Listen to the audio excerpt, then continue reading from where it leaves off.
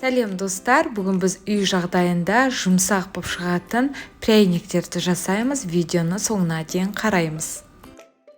Екі жұмыртқаның сарысына қантымызды қосып, венчиктің көмегімен барлығын жақсылап араластырамыз.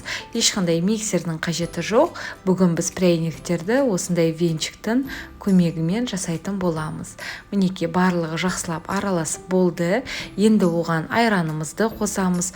Ингредиенттердің барлығының температурасы маңызды емес, яғни тоңазытқыштан алып бірден жасауға болады. Одан кейін қаймағымызды қосамыз. Мен 25 грамм қаймақты қостым. Достар, егер де көп болғанын қаласаңыз, онда ингредиенттерді 2 есеге ұлғайтып жасасаңыздар, шамамен бір 38-40 штук пряниктер шығады.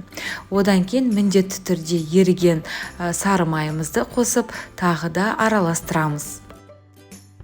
Шамамен менде бұл пряниктерге 310 грамм ұн кетті. Мен барлығын бірден салып жүрген жоқпын. Одан кейін бір шай қасық қопсытқышымызды қосып, бірінші силиконды қасықтың көмегімен араластырамыз. Ұнды көп қоспаймыз, қыздар. Өйткені ұнды көп қосып жерсеңіз, біздің пряниктеріміз қатты болып шығуы мүмкін. Мінекей енді барлығы қоюланғаннан кейін қолымызбен жұмсақ қамырды жасайтын боламыз. Қамырды көп елемейміз, тек барлығын бір-бірінің басын біріктіреміз. Енді дайын болған қамырымызды 15 минутқа тоңазытқышқа алып қоямыз. Енді қамырдан дөңгелекті шариктерді жасаймыз. Әр қатарға менде 4 пряниктен кетті шариктен. Яғни достар, арасын қатты жақындатпаймыз. Өйткені қазір біз пешке салған кезде пряниктеріміз көтеріліп бір-біріне жабысып қалуы мүмкін. Енді 180 градуста қыздырып тұрған пеште 15-20 минут пісіріп аламыз. Біздің пряниктеріміз піскенше енді бетіне жағатын начинкасын әзірлейміз. Ол үшін 2 жұмыртқаның ағына қантымызды қосып, жақсылап біздің массамыз ұлғайғанша араластырамыз.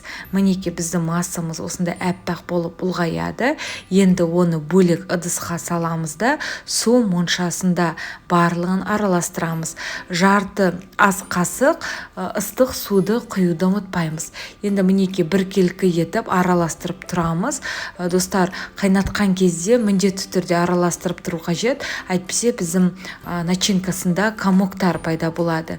Мінекей осылай қоюланғаннан кейін біздің бетіне жағатын салмасы әзір деген сөз. Енді оны оттан түсіріп, жақсылап суытып аламыз. Дайын болған пряниктерді осылай бетіне әдемілетіп малып, шамамен 1 сағатқа тоңазытқышқа алып қоямыз. Өте жұмсақ, жасалу жолы оңай біздің пряниктеріміз дайын болды. Міндетті түрде жасап көруге кеңес беремін. Сіздермен бірге болған Гаухар ас болсын.